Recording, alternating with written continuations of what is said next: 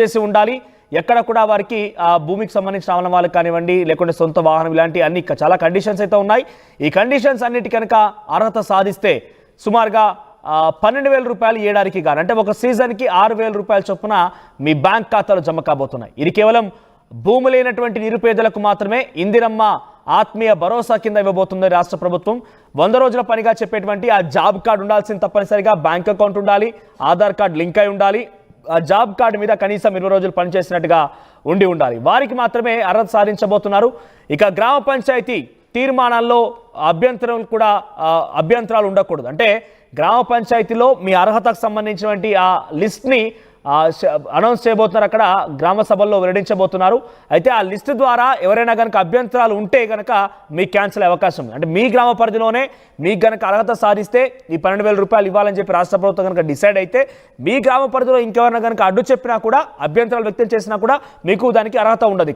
ఇక నెల 21 నుంచి 24 మధ్య లబ్ధిదారుల జాబితాని రాష్ట్ర ప్రభుత్వం గ్రామ పంచాయతీ కార్యాలయాల్లో గ్రామ సభలు పెట్టి వెల్లడించబోతోంది. ఇప్పటివరకు సుమారుగా 4,99,495 మంది అర్హులుగా గుర్తించినట్టుగా రాష్ట్ర ప్రభుత్వం వెల్లడిస్తోంది. మరిన్ని అప్డేట్స్ మధు అందిస్తారు. మధు, ఇందిరమ్మ ఆత్మీయ భరోసా పథకం అసలు భూమి లేనటువంటి నిరుపేదలకి మొదటిసారిగా ఒక రాష్ట్ర ప్రభుత్వం వాళ్ళకి సంబంధించి కొంత ఆర్థిక సాయం చేసి ఆలోచన చేస్తోంది.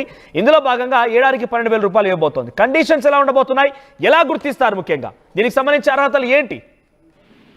ఎగ్జాక్ట్లీ కొన్ని నియమ నిబంధనలు ప్రభుత్వం ఏర్పరిచింది, కొన్ని మార్గదర్శకాలు జారీ చేసింది. భూమి లేనటువంటి ఏదైతే రైతు కుటుంబాలు ఉన్నాయో ఆ కూలీల కుటుంబాలకు సంబంధించినటువంటి సంవత్సరానికి 12,000, అంటే 2 విడతలుగా ఇవ్వాలని, ఒక విడత 6,000, మరొక విడత 6,000 డీబీటీ పద్ధతిలో, డైరెక్ట్ బ్యాంకు ట్రాన్స్ఫర్ పద్ధతిలో, ఎక్కడ అవినీతికి ఆస్కారం లేకుండా డైరెక్ట్ బెనిఫిషియరీ వారి అకౌంట్ లోకి ట్రాన్స్ఫర్ చేయడానికి ప్రభుత్వం సిద్ధమవుతా ఉంది. కాకపోతే వారిని గుర్తించడం ఎలా అనేటువంటిది కొన్ని మార్గదర్శకాలు ఇస్తా ఉన్నాయి. 2023-24 సంవత్సరంలో ఎవరైతే ఉపాధి హామీ కింద కూలీ చేస్తున్నారో 20 రోజులు ఆ సంవత్సరంలో, అంటే లాస్ట్ ఇయర్ ప్రభుత్వంలో అధికారంలోకి రాకముందే, కాంగ్రెస్ అధికారంలోకి రాకముందే ఎప్పుడైతే ఆ కార్డులో నమోదు చేసుకున్నటువంటి వారి వివరాలతో జాబితా రూపొందిస్తా ఉంది. మొత్తానికి నోడల్ ఆఫీసర్ గా జిల్లా గ్రామీణ సంబంధించినటువంటి ఒక ఆఫీసర్ ని దీన్ని పరిగణలోకి తీసుకుంటారు. కలెక్టర్ సంబంధించినటువంటి పర్యవేక్షణలో ఈ నెల 26 నుంచి ప్రతిష్టాత్మకంగా ప్రభుత్వం అమలు చేయనున్నటువంటి ఇందిరమ్మ ఆత్మీయ భరోసా పథకం అమలు కానుంది. ఇప్పటికే పలు సందర్భాల్లో ముఖ్యమంత్రి చెప్పారు, కొత్త సంవత్సరం రాజ్యాంగం ఏర్పడి 75 సంవత్సరాలు పూర్తయినటువంటి నేపథ్యంలో జనవరి 26 నుంచి స్కీమ్ ను అమలు చేయబోతా ఉన్నాం అనేటువంటి స్టేట్మెంట్ చేశారు. దానికి సంబంధించినటువంటి భూమి లేని కూలీల కుటుంబాలకు మాత్రమే వర్తిస్తుందంటూ స్టేట్మెంట్ చేశారు. ఎన్నికల సమయంలో హామీ ఇచ్చాము, అది నిలబెట్టుకోబోతున్నాం అంటున్నారు. ఈ కండిషన్ కి వచ్చేసరికి 20 రోజులు ఖచ్చితంగా పనిచేసినటువంటి వారే అర్హులు అనేటువంటిది నిబంధన ఇది ఖచ్చితంగా. కాబట్టి ఆ కార్డు ఏదైతే ఉందో దాంట్లో వారు 20 రోజులు పనిచేసినట్టుగా గ్రామ పంచాయతీకి సంబంధించినటువంటి వాటిలో వారు ఎంట్రీ చేసుకొని ఉండాలి. ఈ పంచాయతీ దీనికి సంబంధించినటువంటి బాధ్యత అంతా కూడా పంచాయతీరాజ్ గ్రామీణ అభివృద్ధి శాఖకు ప్రభుత్వం అప్పగించింది. ఎవరైతే సాగు భూమి లేదో, కనీసం సాగు భూమి లేకుండా కూడా, 1 ఎకరా భూమి కూడా లేకుండా వ్యవసాయ కూలీలుగా పనిచేస్తున్నటువంటి వారు మాత్రమే ఈ పథకానికి అర్హులు. ఉపాధి హామీ పథకం కింద ఏదైతే జాబ్ కార్డు ఉంటుందో 20 రోజులు పనిచేసినటువంటి వాళ్ళు మాత్రమే అర్హులు. కాబట్టి దీనికి ఈ రకంగా నియమ నిబంధనలు విధించడం జరిగింది. అయితే దీని డిపార్ట్మెంట్ లో నోడల్ డిపార్ట్మెంట్ గా వ్యవహరిస్తా ఉంది. డిపార్ట్మెంట్ కి గ్రామీణ అభివృద్ధి శాఖ, మొత్తానికి రాష్ట్ర స్థాయిలోనేమో పంచాయతీరాజ్ కమిషనర్ ఇన్ఛార్జ్ గా ఉంటారు.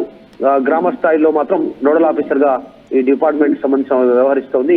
మొత్తానికి జిల్లాలో కలెక్టర్ల పర్యవేక్షణలో జిల్లా గ్రామీణాభివృద్ధి శాఖ అధికారి నోడల్ అధికారిగా వ్యవహరిస్తారు. త్వరలోనే 26 జనవరి 26కి ఈ పథకం ప్రారంభం కానుంది. దీన్ని చాలా పెద్ద ఎత్తున లబ్ధి చేకూర్చేలా వ్యవసాయ కూలీలకు లబ్ధి చేకూర్చే పథకంగా ప్రభుత్వం వర్ణిస్తా ఉంది. చూడాలి 26 నుంచి ఈ అమలు కానుంది. రైట్, రాష్ట్ర వ్యాప్తంగా సుమారుగా మధు చూస్తుంటే కొన్ని లక్షల సంఖ్యలో, కొన్ని 50 లక్షలు 40 లక్షల వరకు ఉండే అవకాశం. ఎందుకంటే గ్రామీణ ప్రాంతాల ప్రజలు కూడా మనం గమనిస్తే ఒక వ్యాధి వచ్చిన సందర్భంలో పెద్ద ఎత్తున అల్లకల్లోలం సృష్టించి ప్రపంచవ్యాప్తంగా మొత్తం కూడా అల్లకల్లోలంగా మారిన నేపథ్యంలో కూడా చాలామంది ఈ కార్డు ఆధారితంగానే ఉపాధి లభించింది. అంటే క్షేత్రస్థాయిలో చాలా మంది కూడా ఈ జాబ్ కార్డ్స్ ఉన్నాయి. సో వారందరికీ అర్హత సాధిస్తారా, లేదంటే కేవలం అందులో కొంతమంది మాత్రమే అర్హత సాధిస్తారా? ఒక కుటుంబంలో కనుక 4 పిల్లలుంటే వారందరూ కూడా జాబ్ కార్డులో అర్హత సాధించే అవకాశం ఉంటుంది. సో అందరి పేరు మీద ఈ డబ్బులు జమ కాబోతున్నాయా, కుటుంబానికి ఒక్కరనే విధంగా ఉంటుందా, ఎలా ఉంటుంది? అంటే రైతు భరోసా విషయానికి వస్తే కుటుంబంలో ఎంతమంది ఉంటే అంతమందికి రైతు భరోసా జమ అవుతుంది కాబట్టి ఆ రకంగానే ఉంటుందా ఈ పథకం కూడా? లేదు, ఇది కుటుంబం అంటే ఒక యూనిట్, కుటుంబాన్ని ఒక యూనిట్ గా తీసుకుంటూ వారిని అర్హులుగా గుర్తించే ప్రయత్నం చేస్తా ఉంది పంచాయతీరాజ్ శాఖ. ఇప్పటికే డీటెయిల్స్ తీసుకోవడం జరిగింది పంచాయతీరాజ్ శాఖ. దాంట్లో మొత్తం రాష్ట్ర వ్యాప్తంగా తెలంగాణలో 29 లక్షల మంది రైతు కూలీలుగా పనిచేస్తా ఉన్నారు. ఆల్టర్నేట్ గా అంటే ఇక్కడ కొన్ని ప్రాంతాల్లో పండేటువంటి పంట ప్రకారం కొన్ని సందర్భాల్లో కూలీలుగా పనిచేసి మిగతా సమయాల్లో మైగ్రేటెడ్ బాంబే ఇతర ప్రాంతాల్లో వేరే పనుల కోసం వెళ్తారు. అక్కడ సీజన్ లేనప్పుడు మళ్ళీ తిరిగి వచ్చి ఇక్కడ వ్యవసాయ కూలీలుగా పనిచేస్తున్నటువంటి సందర్భాలని ఈ గ్రామీణ శాఖ గుర్తించి పంచాయతీరాజ్ గ్రామీణ శాఖ ప్రభుత్వానికి డీటెయిల్స్ ఇచ్చింది.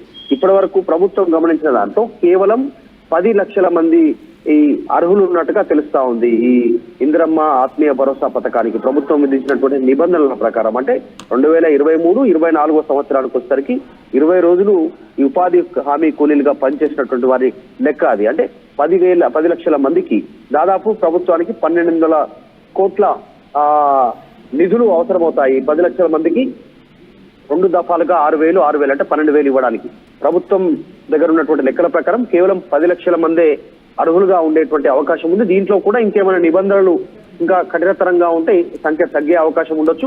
కాస్త సరళతరంగా ఉంటే మాత్రం కొంచెం సంఖ్య పెరిగేటువంటి అవకాశం కూడా ఉండొచ్చు. ఇంక దీన్ని ఏమైనా నిబంధనలు 26వ తారీఖు వరకు ఏమైనా ప్రభుత్వం సరళీకృతం చేయాలనుకుంటే ప్రస్తుతానికి మాత్రం 1200 కోట్లు అవసరమవుతాయి ప్రభుత్వానికి. 10 లక్షల మంది అర్హులుగా ఉన్నట్టుగా తెలుస్తా ఉంది ఇందిరమ్మ ఆత్మీయ భరోసా పథకానికి. మనోజ్ రైట్ మధు. సో మొత్తం